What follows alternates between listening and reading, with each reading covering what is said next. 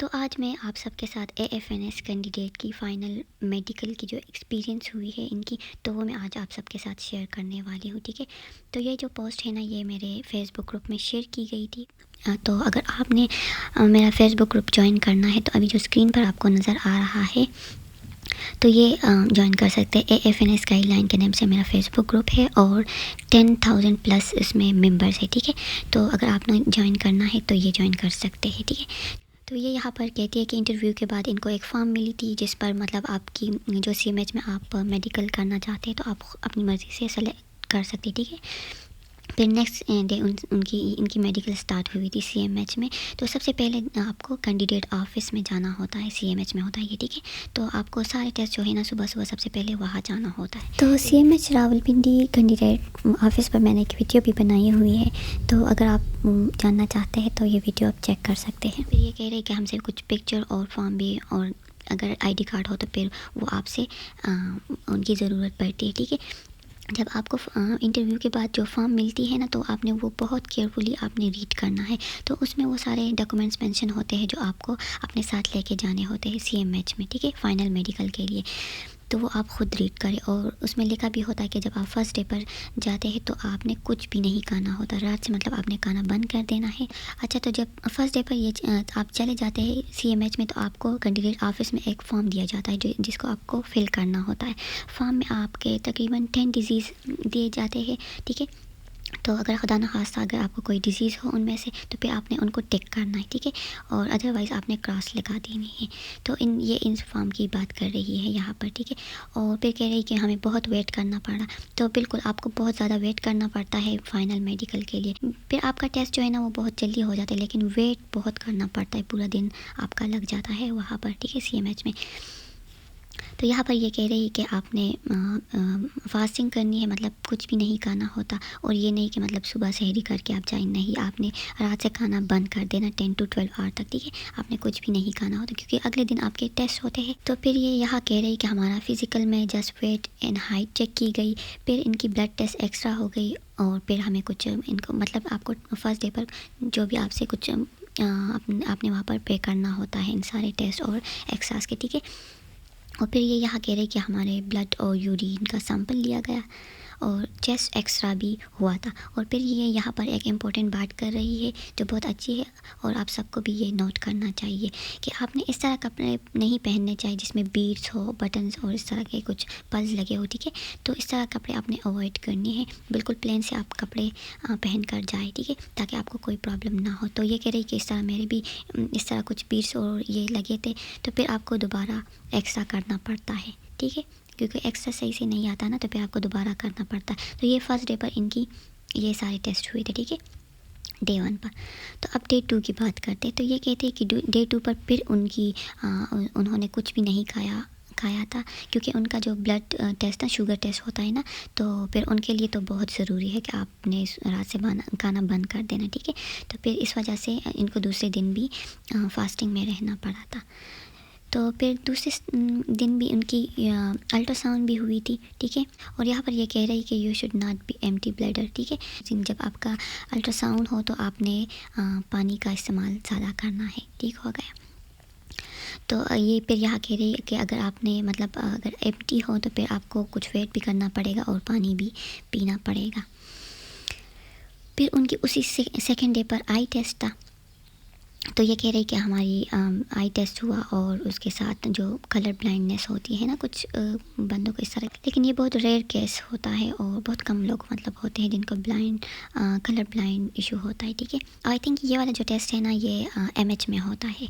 ठीक है, अब और फिर ये यहाँ कह रही कि हमारी आई में कुछ ड्रॉप्स डाली थी, और इस ड्रॉप से ना आपकी जो आई होती है ना, आई की प्यूपल जो होते हैं ना वो इनलार्ज हो जाते हैं, और कुछ आपके आई में इरिटेशन भी स्टार्ट हो सकती है। तो आपने इस चीज़ से बिल्कुल मतलब घबराना नहीं है। ठीक है, तो टेंशन इस बात से नहीं लेनी। और इससे ये यहाँ पे ये भी कह रही है कि हमें कुछ टाइम तक कुछ नज़र नहीं आ रहा था, और आपने ख़ुद भी ख्याल रखना है कि आप जब सनलाइट में जाए ना तो आप बिल्कुल एक्सपोज ना करें अपने आइज़ को। ठीक है, तो कुछ टाइम के लिए आप कोशिश करेगा आइज़ को जितना हो सके आप सनलाइट से बचाएं, और थोड़ा ज़्यादा ओपन भी ना किया कर। कुछ टाइम के बाद फिर वे ठीक हो जाती है। ठीक हो गया। और हाँ, और जब आपकी टेस्ट सारे टेस्ट होते हैं, एक दिन की मैं बात कर रही हूँ, तो फिर आपने कैंडिडेट ऑफिस में जाके वहाँ पर रिपोर्ट करना है, और जो आपकी फॉर्म होती है वो अगर आपके पास है तो वो वहाँ पर देना होता है, ठीक है। तो AFNS फाइनल मेडिकल पर एक वीडियो भी मैंने बनाई हुई है, तो अगर आप देखना चाहते हैं तो ये वाली वीडियो आप चेकआउट कर सकती है। फिर डे 3 की इनकी ENT टेस्ट हुआ था। ENT मतलब ear nose and throat test होता है ये, ठीक है। तो ये सब एक साथ होता है। तो ये कह रही है कि हमें पूरा दिन वेट करना पड़ा, तो ये बिल्कुल बहुत ज़्यादा वेट करना होता है। फाइनल मेडिकल में थोड़ा सा काम होता है, लेकिन पूरा दिन आपको वहाँ पर वेट करना पड़ता है 2 से 3 o'clock तक, कभी कभी इस तरह भी हो जाता है, ठीक है। तो बहुत ज़्यादा वेट करना पड़ता है। तो फिर यहाँ पर एयर टेस्ट इनकी तो एयर टेस्ट होते हैं ना, इसमें आपको हेडफोन्स लगाते हैं और आपको एक ऑडियो से उनकी फिर इस तरह का कुछ टेस्ट होता है। वो इंशाल्लाह आप ख़ुद देख के फिर आपको आइडिया हो जाएगा, ठीक है। और जो ENT स्पेशलिस्ट होते हैं ना, ये बस आपकी आई नोज़ और ये थ्रोट ये सब कुछ आपकी चेक करते हैं, ठीक हो गया। और फिर ये यहाँ कह रही है कि आपको टेम्प्रेरी अनफिट भी मतलब डिक्लेयर कर देते हैं वैक्स की वजह से, जो एयर में वैक्स होता है या नोज़ में ये नोज़ वाला मसला बहुत सारे हो जाता है कैंडिडेट्स को, बहुत सारे कैंडिडेट्स को नहीं लेकिन बहुत सारे लोगों को ये वाला प्रॉब्लम हो जाती है। तो कभी कभी जब नोज़ की होती है ना चेकिंग, तो इसमें कैंडिडेट को रेफ़र की जाती है, ठीक है। नोज़ की अगर आपका कोई इशू हो तो आप टेंशन मत ले, पे ऑपरेट करने के बाद आप फिर डिक्लेयर करके उसके बाद आप ज्वाइन कर सकते हैं AFNS को। और अगर आपको अभी से इशू है ना, तो फिर अच्छा होगा कि अभी से आप ही सॉर्ट आउट करें तो ज़्यादा वो बेहतर होगा।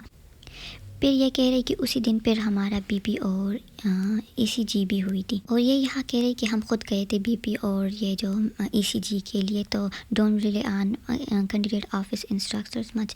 तो ये बात भी ठीक है, अगर आप कर सकते हैं खुद तो फिर ये भी ठीक है, आप जाया करें दूसरे टेस्ट के लिए, ताकि आपकी ज़्यादा टाइम ना लगे, क्योंकि हर रोज़ जाना होता है, ये भी बहुत मुश्किल काम है और बहुत दूर से कैंडिडेट्स आते हैं, तो फिर उनके लिए बहुत प्रॉब्लम होती है, ठीक है। कि 4 डे पर इनकी स्किन की टेस्ट थी, ठीक है। स्किन में ये कह रहे हैं कि फेस, आर्म, लेग्स, फीट, नेक, शोल्डर्स और इस बेली भी चेक करते हैं।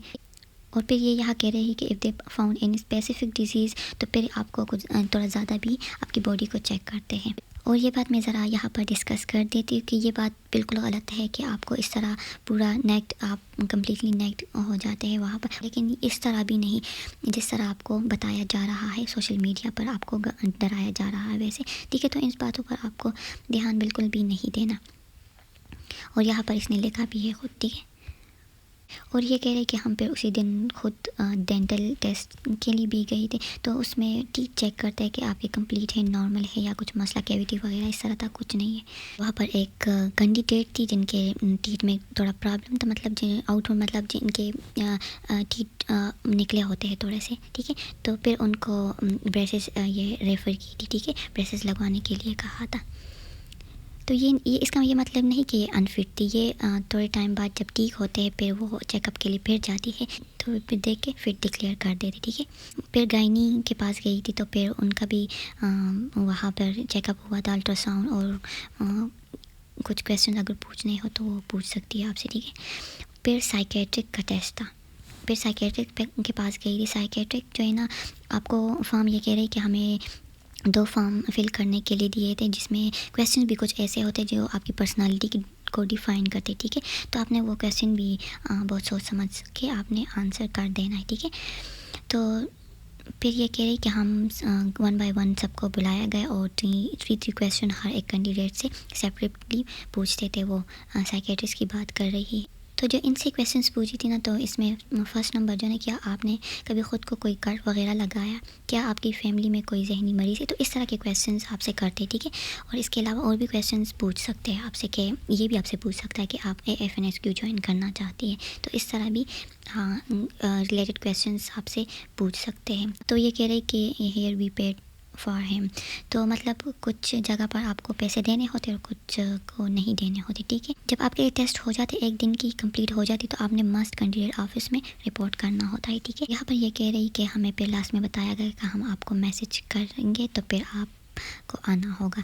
तो फिर मेडिकल टेस्ट होता है, फिर मेडिकल होता है। तो मेडिकल में क्या होता है कि जितने भी आपकी जो अगले ये सारे टेस्ट हुए ना, तो इन सब की रिपोर्ट्स चेक की जाती है। तो ये वाला जो दिन होता है ना, ये बहुत टेंशन वाला होता है मेडिकल जब जिस दिन होता है।